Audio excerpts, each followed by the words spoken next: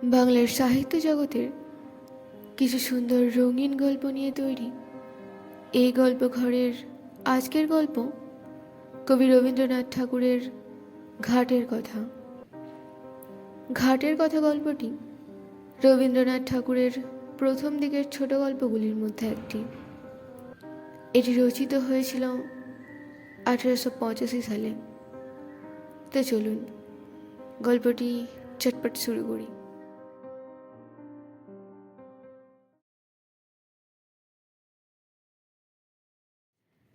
পাষাণে ঘটনা যদি অঙ্কিত হইত, তবে কতদিনকার কত কথা আমার সোপানে সোপানে পাঠ করিতে পারিতে। পুরাতন কথা যদি শুনিতে চাও, তবে আমার এই ধাপে বইস, মনোযোগ দিয়া জলকল্লোলে কান পাতিয়া থাকো। বহুদিনকার কত বিস্তৃত কথা শুনিতে পাইবে। আমার আরেক দিনের কথা মনে পড়িতেছে, সেও ঠিক এইরূপ দিন। আশ্বিন মাস পড়িতে আর 2-4 দিন বাকি আছে। ভোরের বেলায় অতি ঈষৎ মধুর নবীন শীতের বাতাস নিদ্রোত্থিতের দেহে নূতন প্রাণ আনিয়া দিতেছে। তরুপল্লব অমনি একটু একটু শিহরিয়া উঠিতেছে। ভরা গঙ্গা, আমার 4টি মাত্র ধাপ জলের উপরে জাগিয়া আছে। জলের সঙ্গে স্থলের সঙ্গে যেন গলাগলি। তীরে অম্রকাননের নিচে যেখানে কচুবন জন্মিয়াছে, সেখান পর্যন্ত গঙ্গার জল গিয়াছে। নদীর ওই বাঁকের কাছে 3টে পুরাতন ইটের পাঁজা চারিদিকে জলের মধ্যে জাগিয়া রহিয়াছে। জেলেদের যে নৌকাগুলি ডাঙায় বাবলা গাছের গুড়ির সঙ্গে বাঁধা ছিল, সেগুলি প্রভাতে জোয়ারের জলে ভাসিয়া উঠিয়া টলমল করিতেছে। দুরন্ত যৌবন জোয়ারের জল রঙ্গ করিয়া তাহাদের 2 পাশে ছলো ছলো আঘাত করিতেছে। তাহাদের কর্ণ ধরিয়া মধুর পরিহাসে নাড়া দিয়া যাইতেছে। ভরা গঙ্গার উপরে শরৎ প্রভাতের যে রৌদ্র পড়িয়াছে, তাহার কাঁচা সোনার মতো রং, চাপা ফুলের মতো রং। রৌদ্রের এমন রং আর কোনো সময় দেখা যায় না। চড়ার উপরে কাশবনের উপরে রৌদ্র পড়িয়াছে। এখনো কাশফুল সব ফুটে নাই, ফুটিতে আরম্ভ করিয়াছে মাত্র। রাম রাম বলিয়া মাঝিরা নৌকা খুলিয়া দিল। পাখিরা যেমন আলোতে পাখা মেলিয়া আনন্দে নীল আকাশে উড়িয়াছে, ছোট ছোট নৌকাগুলি তেমনি ছোট্ট ছোট পাল ফুলাইয়া সূর্যকিরণে বাহির হইয়াছে। তাহাদের পাখি বলিয়া মনে হয়। তাহারা রাজহাঁসের মতো জলে ভাসিতেছে, কিন্তু আনন্দে পাখা দুটি আকাশে ছড়াইয়া দিয়াছে। ভট্টাচার্য মহাশয় ঠিক নিয়মিত সময়ে কোষাকুষি লইয়া স্নান করিতে আসিয়াছেন। মেয়েরা 2-1 করিয়া জল লইতে আসিয়াছে। সে বড় বেশি দিনের কথা নহে, তোমাদের অনেক দিন বলিয়া মনে হইতে পারে, কিন্তু আমার মনে হইতেছে এই সেই দিনের কথা। আমার দিনগুলি কিনা গঙ্গার স্রোতের উপর খেলাইতে খেলাইতে ভাসিয়া যাই। বহুকাল ধরিয়া স্থিরভাবে তাহাই দেখিতেছি, এই জন্য সময় বড় দীর্ঘ বলিয়া মনে হয় না। আমার দিনের আলো, রাত্রের ছায়া প্রতিদিন গঙ্গার উপর পড়ে, আবার প্রতিদিন গঙ্গার উপর হইতে মুছিয়া যায়। কোথাও তাহাদের ছবি রাখিয়া যায় না। সেই জন্য যদিও আমাকে বৃদ্ধের মতো দেখিতে হইয়াছে, আমার হৃদয় চিরকাল নবীন। বহু বৎসরের স্মৃতির শৈবাল ভারে আচ্ছন্ন হইয়া আমার সূর্যকিরণ মারা পড়ে নাই। দৈবাত একটা ছিন্ন শৈবাল ভাসিয়া আসিয়া গায়ে লাগিয়া থাকে, আবার স্রোতে ভাসিয়া যায়। তাই বলিয়া যে কিছু নাই এমন বলিতে পারি না। যেখানে গঙ্গার স্রোত পৌঁছায় না, সেখানে আমার ছিদ্রে ছিদ্রে যে লতাগুল্ম শৈবাল জন্মিয়াছে, তাহাই আমার পুরাতনের সাক্ষী। তাহারাই পুরাতন কালকে স্নেহপাশে বাঁধিয়া চিরদিন শ্যামল মধুর, চিরদিন নূতন করিয়া রাখিয়াছে। গঙ্গা প্রতিদিন আমার কাছ হইতে 1-1 ধাপ সরিয়া যাইতেছে। আমিও এক এক ধাপ করিয়া পুরাতন হইতেছি। চক্রবর্তীদের বাড়ির ওই যে বৃদ্ধা স্নান করিয়া নামাবলী গায়ে কাঁপিতে কাঁপিতে মালা জপিতে জপিতে বাড়ি ফিরিয়া যাইতেছে, উহার মায়ামতি তখন এতটুকু ছিল। আমার মনে আছে তাহার এক খেলা ছিল। সে প্রত্যহ একটা ঘৃতকুমারীর পাতা গঙ্গার জলে ভাসাইয়া দিত। আমার দক্ষিণ বাহুর কাছে একটা পাকের মতন ছিল, সেইখানে পাতাটা ক্রমাগত ঘুরিয়া ঘুরিয়া বেড়াইত। সে কলসি রাখিয়া দাঁড়াইয়া তাহাই দেখিত। যখন দেখিলাম কিছুদিন বাদে সে মেয়েটি আবার ডাগর হইয়া উঠিয়া তাহার নিজের একটি মেয়ের সঙ্গে লইয়া জল লইতে আসিল, সে মেয়েও আবার বড় হইল। বালিকারা জল ছুড়িয়া দুরন্তপনা করিলে তিনিও আবার তাহাদিগকে শাসন করিতেন ও ভদ্রোচিত ব্যবহার শিক্ষা দিতেন। তখন আমার সেই ঘৃতকুমারীর নৌকা ভাসানো মনে পড়িত ও বড় কৌতূহল বোধ। যে কথাটা বলিব মনে করি সে আর আসে না। একটা কথা বলিতে বলিতে স্রোতে আর একটি কথা ভাসিয়া আসে।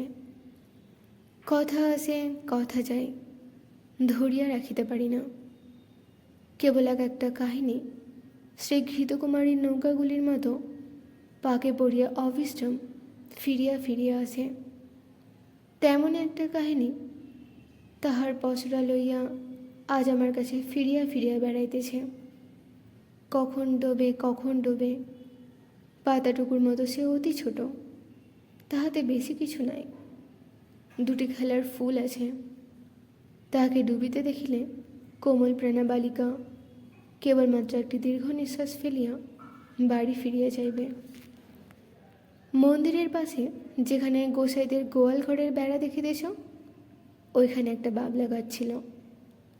তাহারই তলায় সপ্তাহে একদিন করিয়া হাট বসিত। তখনও গোসাইরা এখানে বসতি করে নাই। যেখানে তাহাদের চণ্ডীমণ্ডপ পড়িয়াছে ওইখানে একটা গোলপাতার ছাউনি ছিল মাত্র। ওই যে অশ্বত্থ গাছ আজ আমার পঞ্জরে পঞ্জরে বাহু প্রসারণ করিয়া সুবিকর সুদীর্ঘ কঠিন অঙ্গুলি জালের নাই শিকড়গুলির দ্বারা আমার বিদীর্ণ পাষাণ প্রাণ মুঠা করিয়া রাখিয়াছে, এ তখন এতটুকু একটুখানি চারা গাছ ছিল মাত্র। কচি কচি পাতাগুলি লইয়া মাথা তুলিয়া উঠিতেছিল। রৌদ্র উঠিলে ইহার পাতার ছাওয়াগুলি আমার উপর সমস্ত দিন ধরিয়া খেলা করিত। ইহার নবীন শিকড়গুলি শিশুর অঙ্গুলির ন্যায় আমার বুকের কাছে কিলবিল করিত। কেহ ইহার একটি পাতা ছিঁড়িলে আমার ব্যথা বাজিত। যদিও বয়স অনেক হইয়াছিল, তবু তখন আমি সিধা ছিলাম। আজ যেমন মেরুদণ্ড ভাঙিয়া অষ্টবক্রের মতো বাকিয়া চুরিয়া গিয়াছি, গভীর ত্রিবলী রেখার মতো সহস্র জায়গায় ফাটল ধরিয়াছে। আমার গর্ভের মধ্যে বিশ্বের ভেগ তাহাদের শীতকালে সুদীর্ঘ নিদ্রার আয়োজন করিতেছে। তখন আমার সে দশা ছিল না। কেবল আমার বাম বাহুর বাহিরের দিকে দুইখানি ইটের অভাব ছিল। সেই গর্তটির মধ্যে একটা ফিঙে বাসা করিয়াছিল।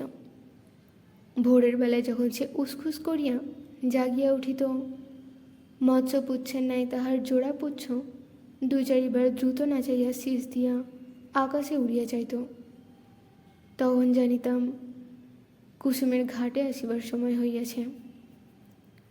যে মেয়েটির কথা বলিতেছি, ঘাটের অন্যান্য মেয়েরা তাহাকে কুসুম বলিয়া ডাকিত। বোধ করি কুসুমই তাহার নাম হইবে। জলের উপরে যখন কুসুমের ছোট্ট ছায়াটি পড়িত, তখন আমার স্বাদ যাইত যে ছায়াটি যদি ধরিয়া রাখিতে পারি, সে ছায়াটি যদি আমার পাছানে বাঁধিয়া রাখিতে পারি, এমনই তাহার একটি মাধুরী ছিল। সে যখন আমার পাছানের উপর পা ফেলিত ও তাহার চারগাছি মল বাজিতে থাকিত, তখন আমার শৈবাল গুল্মগুলি যেন পুলকিত হইয়া উঠিত। কুসুম যে খুব বেশি খেলা করিত বা গল্প করিত বা হাসি তামাশা করিত তাহা নহে। তথাপি আশ্চর্য এই, তাহার যত সঙ্গিনী ছিল এমন আর কাহারও নয়। যত দুরন্ত মেয়েদের তাকে না হইলে চলিত না।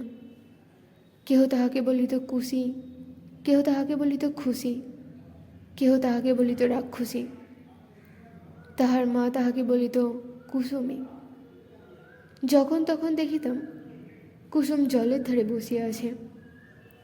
জলের সঙ্গে তাহার হৃদয়ের সঙ্গে বিশেষ যেন কি মিল ছিল। সে জল ভারী ভালোবাসিত। কিছুদিন পরে কুসুমকে আর দেখিতে পাই না। ভুবনের স্বর্ণ ঘাটে আসিয়া কাঁদিত। শুনিলাম তাহাদের খুশি খুশি রাক্ষসীকে শ্বশুর বাড়ি লইয়া গিয়াছে। শুনিলাম যেখানে তাহাকে লইয়া গেছে সেখানে নাকি গঙ্গা নাই। সেখানে আবার কারো সব নূতন লোক, নূতন ঘরবাড়ি, নূতন পথঘাট। জলের পদ্মটিকে কে যেন ডাঙায় রোপণ করিতে লইয়া গেল। ক্রমে কুসুমের কথা একরকম ভুলিয়া গেছি। 1 বছর হইয়া গেছে। ঘাটের মেয়েরা কুসুমের গল্পও বড় করে না। একদিন সন্ধ্যার সময়ে বহুকালের পরিচিত পায়ের স্পর্শে সহসা যেন চমক লাগিল। মনে হইল যেন কুসুমের পা। তাহাই বটে, কিন্তু সে পায়ে আর মল বাজিতেছে না। সে পায়ের যে সঙ্গীত নাই। কুসুমের পায়ের স্পর্শ মলের শব্দ চিরকাল একত্র অনুভব করিয়া আসিতেছি।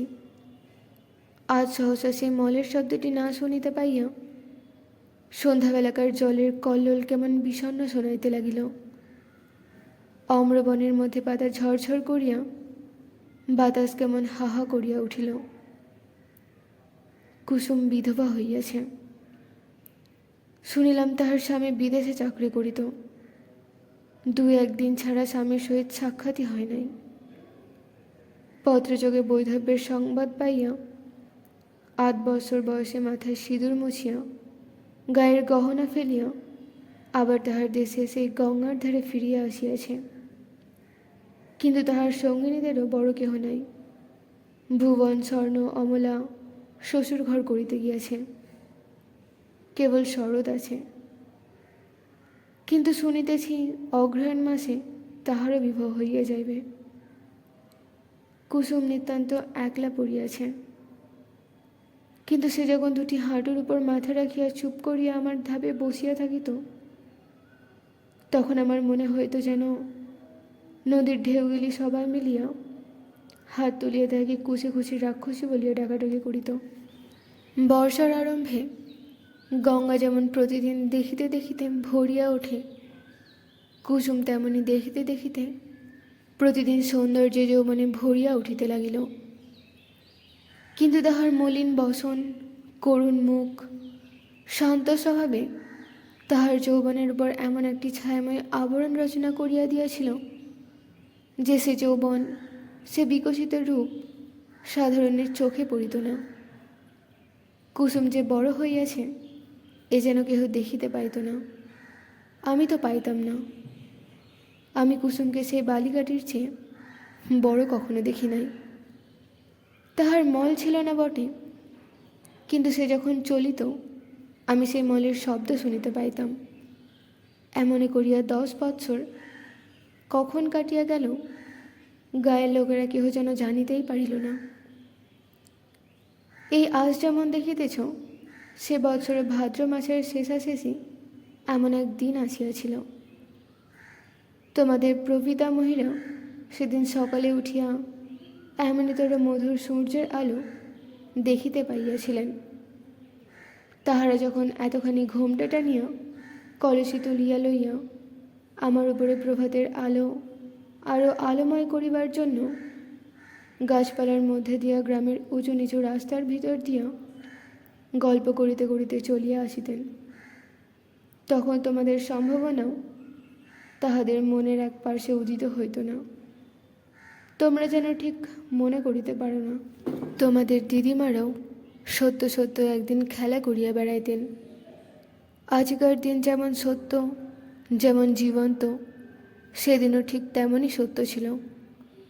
তোমাদের মতো তরুণ হৃদয়খানি লইয়া সুখে দুঃখে তাহারা তোমাদেরই মতো টলমল করিয়া দুলিয়াছেন। তেমনি আজিকার এই শরতের দিন তাহারা হীন, তাহাদের সুখ দুঃখের স্মৃতিলেশ মাত্রহীন। আজিকার এই শরতের সূর্যকরোজ্জ্বল আনন্দের ছবি তাহাদের কল্পনার নিকটে তৎপেক্ষাও অগোচর ছিল। সেদিন ভোর হইতে প্রথম উত্তরের বাতাস অল্প অল্প করিয়া বহিতে আরম্ভ করিয়া ফুটন্ত বাবলা ফুলগুলি আমার উপরে একাত্রা উড়াইয়া ফেলিতেছিল। আমার পাশানের উপরে একটু একটু শিশিরের রেখা পড়িয়াছিল। সেই দিন সকালে কোথা হইতে গৌরতনু সমুজ্জ্বল মুখচ্ছবি দীর্ঘ কয়েক নবীন সন্ন্যাসী আসিয়া আমার সম্মুখস্থ এই শিব মন্দিরে আশ্রয় লইলেন। সন্ন্যাসীর আগমন বার্তা গ্রামে রাষ্ট্র হইয়া পড়িল।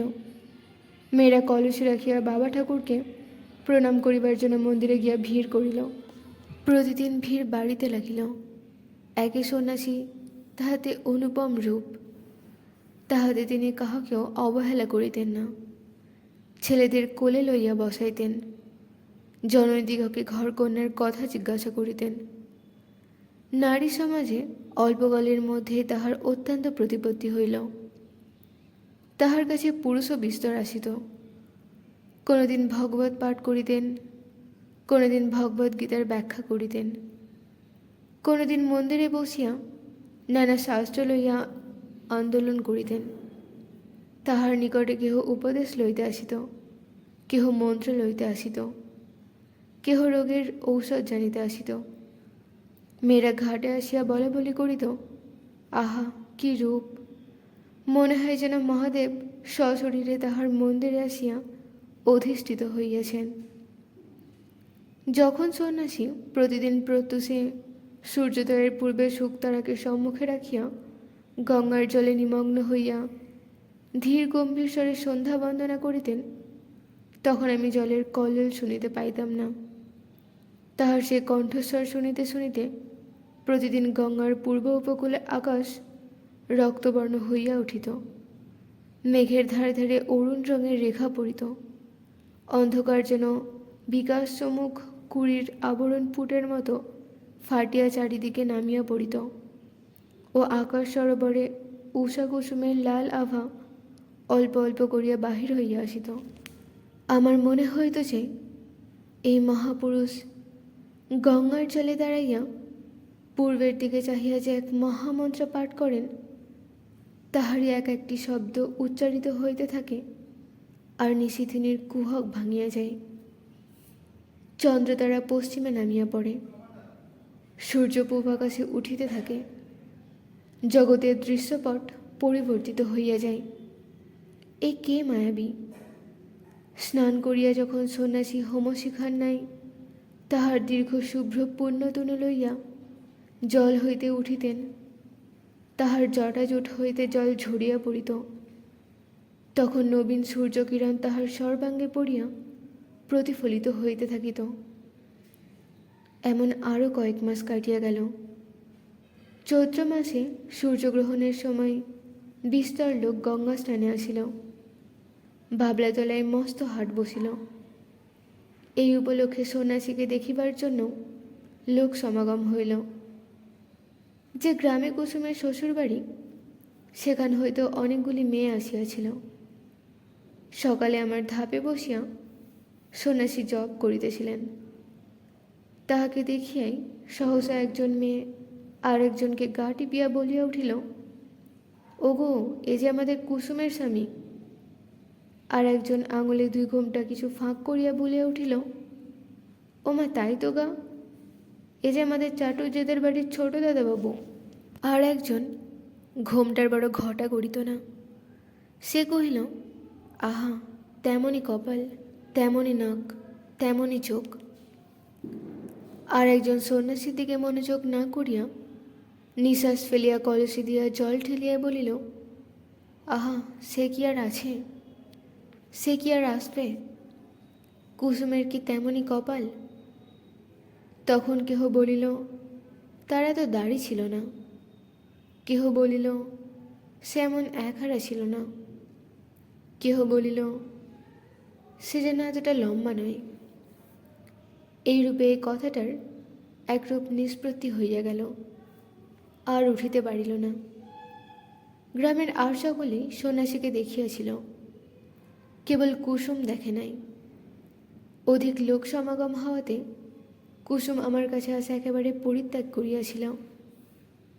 একদিন সন্ধ্যাবেলা পূর্ণিমা তিথিতে চাঁদ উঠিতে দেখিয়া বুঝি আমাদের পুরাতন সম্বন্ধ তাহার মনে পড়িল। তখন ঘাটে আর কেহ লোক ছিল না। ঝিঝি পোকা ঝিঝি করিতেছিল। মন্দিরের কাঁসর ঘণ্টা বাজা এই কিছুক্ষণ হইল শেষ হইয়া গেল।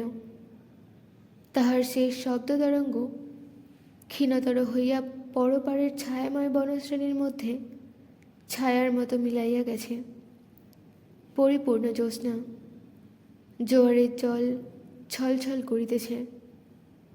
আমার উপরে ছায়াটি ফেলিয়া কুসুম বসিয়া আছে। বাতাস বড় ছিল না, গাছপালা নিস্তব্ধ। কুসুমের সম্মুখে গঙ্গার বক্ষে অবরিত প্রসারিত জ্যোৎস্না, কুসুমের পশ্চাতে আশেপাশে ঝোপে ঝাপে গাছে পালায়, মন্দিরের ছায়ায়, ভাঙা ঘরের ভিত্তিতে, পুষ্করিণীর ধারে তালবনে অন্ধকার গা ঢাকা দিয়া মুখে মুড়ি দিয়া বসিয়া আছে। ছাতিম গাছের শাখায় বাদুর ঝুলিতেছে। মন্দিরের চূড়ায় বসিয়া পেচক কাঁদিয়া উঠিতেছে। লোকালয়ের কাছে শৃগালের উচ্চ চিৎকার ধ্বনি উঠিল ও থামিয়া গেল। সন্ন্যাসী ধীরে ধীরে মন্দিরের ভিতর হইতে বাহির হইয়া আসিলেন। ঘাটে আসিয়া দু এক সোপান নামিয়া একাকিনী রমণীকে দেখিয়া ফিরিয়া যাইবেন মনে করিতেছেন। এমন সময়ে সহসা কুসুম মুখ তুলিয়া পশ্চাতে চাহিয়া দেখিল, তাহার মাথার উপর হইতে কাপড় পড়িয়া গেল। ঊর্ধ্ব মুখ ফুটন্ত ফুলের উপরে যেমন জ্যোৎস্না পড়ে, মুখ তুলিতেই কুসুমের মুখের উপর তেমনি জ্যোৎস্না পড়িল।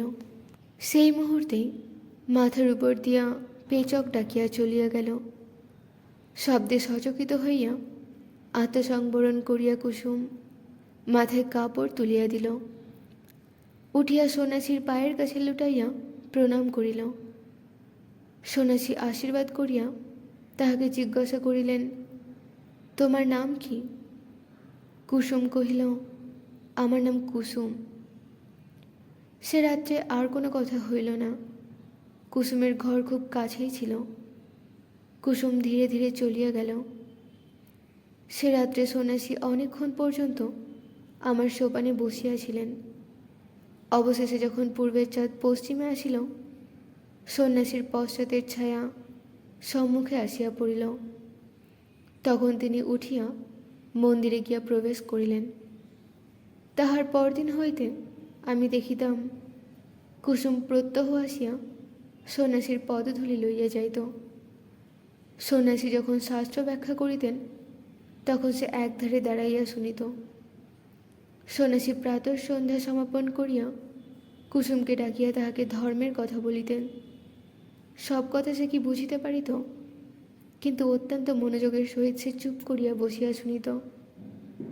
সন্ন্যাসী তাহাকে যেমন উপদেশ করিতেন সে অবিকল তাহাই পালন করিত।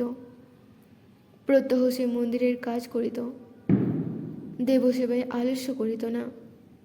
পূজার ফুল তুলিত, গঙ্গা হইতে জল তুলিয়া মন্দির ধৌত করিত। সন্ন্যাসী তাহাকে যে সকল কথা বলিয়া দিতেন আমার সোপানে বসিয়া সে তাহাই ভাবিত।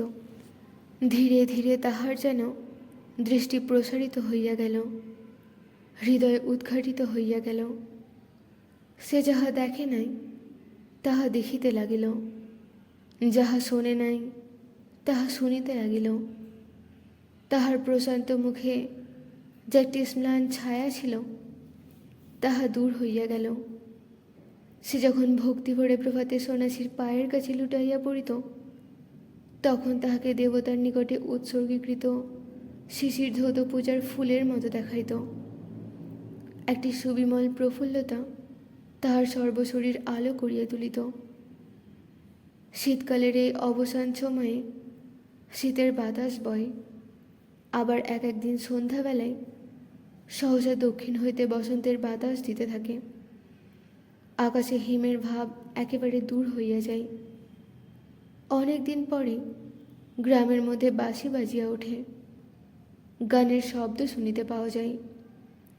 মাঝিরা স্রোতে নৌকা ভাসাইয়া দ্বার বন্ধ করিয়া শ্যামের গান গাহিতে থাকে। শাখা হইতে শাখান্তরে পাখিরা সহসা পরম উল্লাসে উত্তর প্রত্যুত্তর করিতে আরম্ভ করে।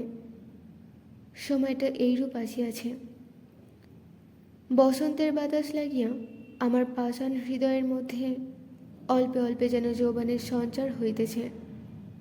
আমার প্রাণের ভিতরকার সেই নবযৌবনোচ্ছ্বাস আকর্ষণ করিয়াই যেন আমার লতাগুল্মগুলি দেখিতে দেখিতে ফুলে ফুলে একেবারে বিকশিত হইয়া উঠিতেছে।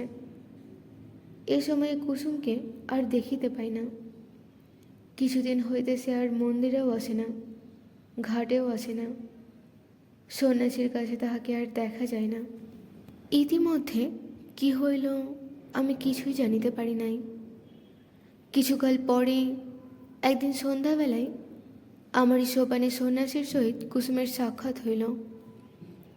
কুসুম মুখ নত করিয়া কহিল, প্রভু আমাকে কি ডাকিয়া পাঠাইয়াছেন? হ্যাঁ, তোমাকে দেখিতে পাই না কেন? আজকাল দেবসেবায় তোমার এত অবহেলা কেন? কুসুম চুপ করিয়া রহিল। আমার কাছে তোমার মনের কথা প্রকাশ করিয়া বলো। কুসুম ঈষৎ মুখ ফিরিয়া কহিল, প্রভু আমি পাপিয়সী, সেই জন্যই এই অবহেলা। সন্ন্যাসী অত্যন্ত স্নেহপূর্ব স্বরে বলিলেন, কুসুম তোমার হৃদয়ে অশান্তি উপস্থিত হইয়াছে, আমি তাহা বুঝিতে পারিয়াছি। কুসুম যেন চমকিয়া উঠিল। সে হয়তো মনে করিল সন্ন্যাসী কতকটা না জানিয়া বুঝিয়াছেন। তাহার চোখ অল্প অল্প জলে ভরিয়া আসিল। সে সেইখানে বসিয়া পড়িল। মুখে আঁচল ঢাকিয়া সোপানে সন্ন্যাসীর পায়ের কাছে বসিয়া কাঁদিতে লাগিল। সন্ন্যাসী কিছু দূরে সরিয়া গিয়া কহিলেন, তোমার অশান্তির কথা আমাকে সমস্ত ব্যক্ত করিয়া বলো, আমি তোমাকে অটল ভক্তির স্বরে কহিল। কিন্তু মাঝে মাঝে থামিল, মাঝে মাঝে কথা বাঁধিয়া গেল। আপনি আদেশ করেন তো অবশ্য বলিব, তবে আমি ভালো করিয়া বলিতে পারিব না। কিন্তু আপনি বোধ করি মনে মনে সকলই জানিতেন। প্রভু আমি একজনকে দেবতার মতো ভক্তি করিতাম, আমি তাহাকে পূজা করিতাম। সেই আনন্দে আমার হৃদয় পরিপূর্ণ হইয়াছিল। কিন্তু একদিন রাত্রে স্বপ্নে দেখিলাম যেন তিনি আমার হৃদয়ের স্বামী। কোথায় যেন একটি বকুল বনে বসিয়া তাহার বাম হস্তে আমার দক্ষিণ হস্ত লইয়া আমাকে তিনি প্রেমের কথা বলিতেছেন। এ ঘটনা আমার কিছুতেই অসম্ভব। কিছুই আশ্চর্য মনে হইল না।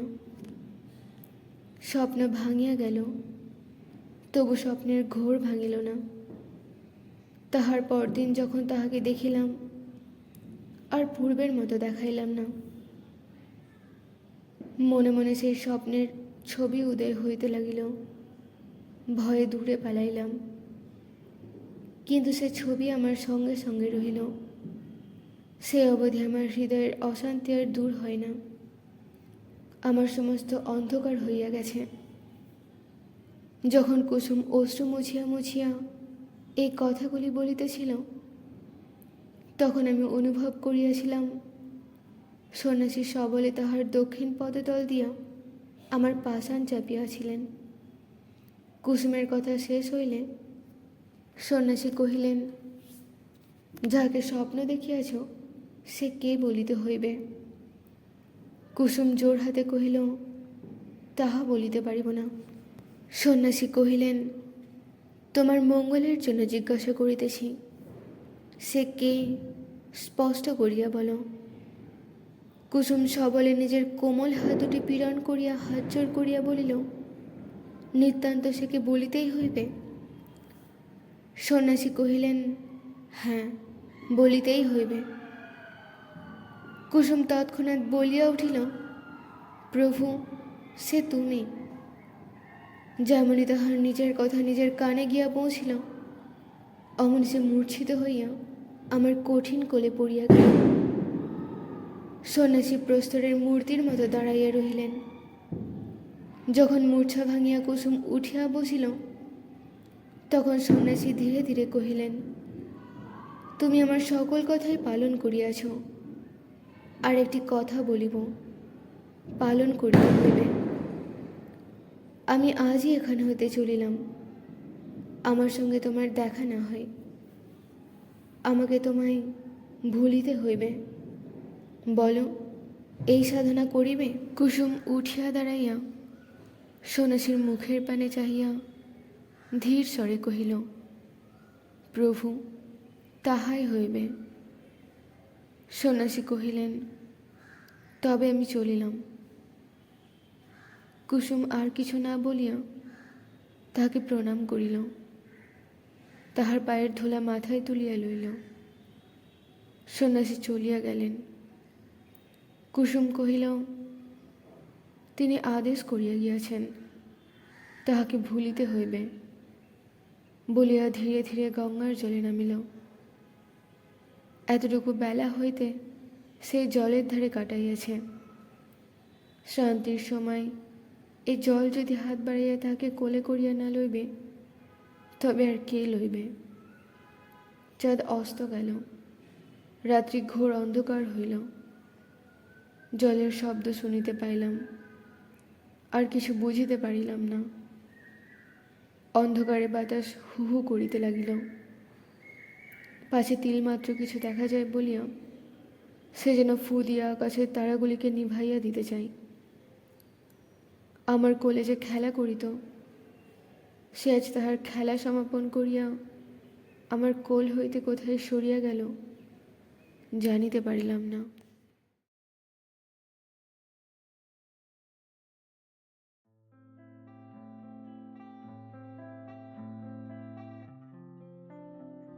গল্পটি এখানেই শেষ হচ্ছে। গল্পটি কেমন লাগলো জানাবেন। গল্পটি ভালো লেগে থাকলে লাইক ও কমেন্ট করতে ভুলবেন না। আর যদি আপনারা চ্যানেলটিকে সাবস্ক্রাইব না করে থাকেন, তো চ্যানেলটিকে অবশ্যই সাবস্ক্রাইব করে নিন, কারণ এরকম গল্প চ্যানেলটিতে আপলোড হতে থাকবে। ততদিন অবধি আপনারা ভালো থাকুন। টাটা।